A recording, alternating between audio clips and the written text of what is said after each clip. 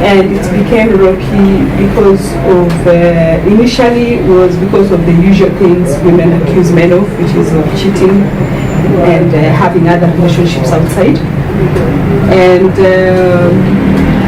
just like many other women, you sneak into your husband's phone to check when you are suspicious.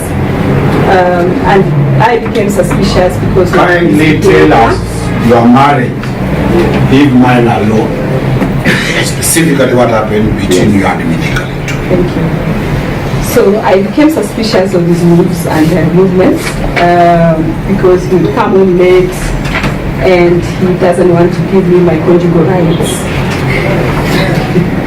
And sometimes he would come quarreling. So I then started seeing a difference in the way he was behaving. And therefore that prompted me to start thinking that there was something in the air. There was a third party in our relationship. So we talked about it, and he denied having such affairs. And I sneaked into his phone, found information or documents or evidence to show that he was moving out.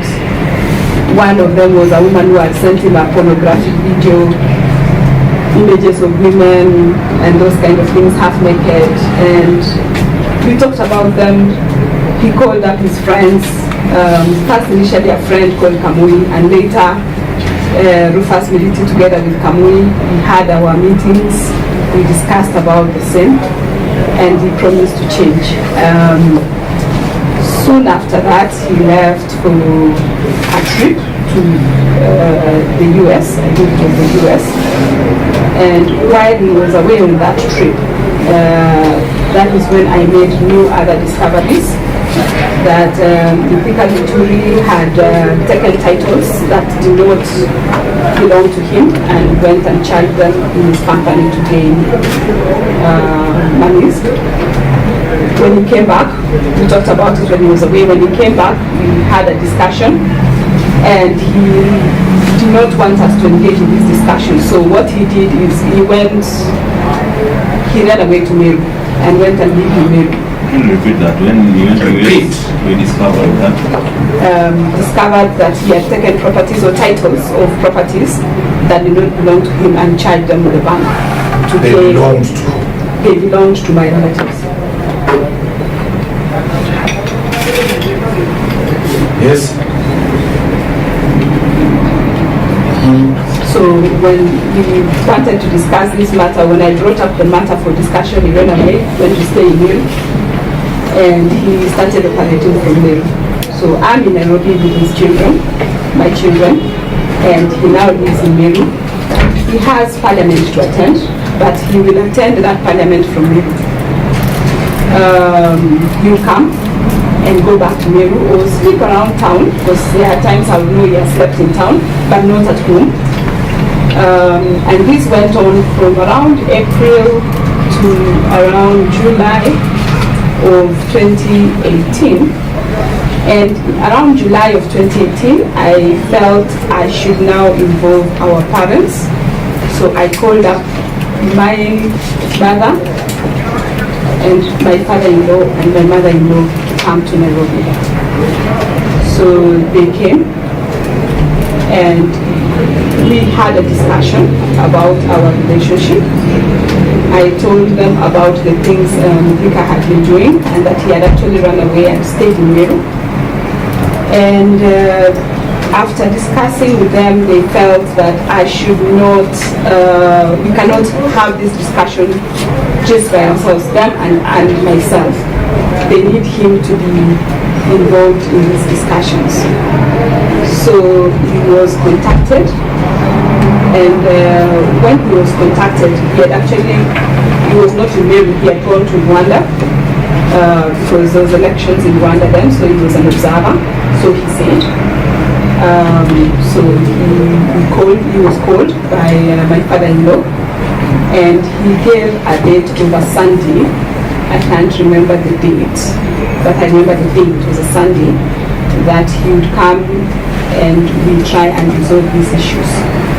So My mother also felt she can't do this alone. She needed my uncles, who are my parents basically, because as I mentioned earlier, one of my uncles is a father figure, so she needed my uncles to come through for that meeting.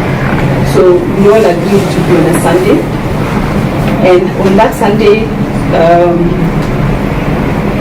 because most of these people are traveling from outside Nairobi. My parents and my uncles were traveling from Kericho and Nandi, and his parents had gone back home, so they were coming back from Kericho. So they came the Saturday before the Sunday. My brother-in-law was getting married in Kitany. So they had come a day earlier, went for the wedding, and after the wedding, they came home. My other relatives arrived home this Saturday, and on Sunday morning we had our meeting.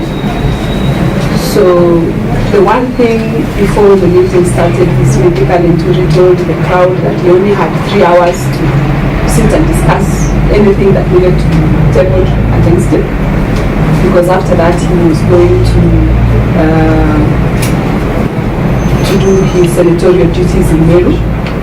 So remember, he's the one who had suggested the Sunday, but now he's giving a condition of 3 hours.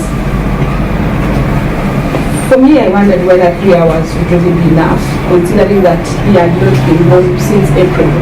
This is end of July, August, and he's only given us 3 hours. However, we complied, and our meeting started. And the meeting mainly focused on those particular properties that had been charged to the bank. The properties were purportedly signed by now the owners, who are my brother, my mother, my son, and those particular people had never signed those particular documents. So when the discussion came up, Linturi told my mother that he would get his title, she would get her titles out by Tuesday, the following week. So, of course, the Tuesday reached, and to date those titles have still not been gotten, still have been charged in the bank.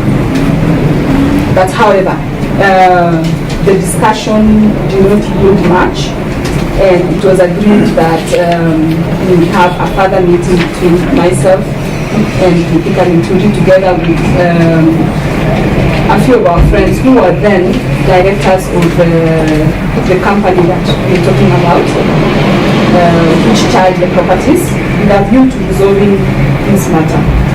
So the meeting was then to happen the following week. He was coming back to Nairobi on Monday, so we were to still have the same meeting on Tuesday, and on the town.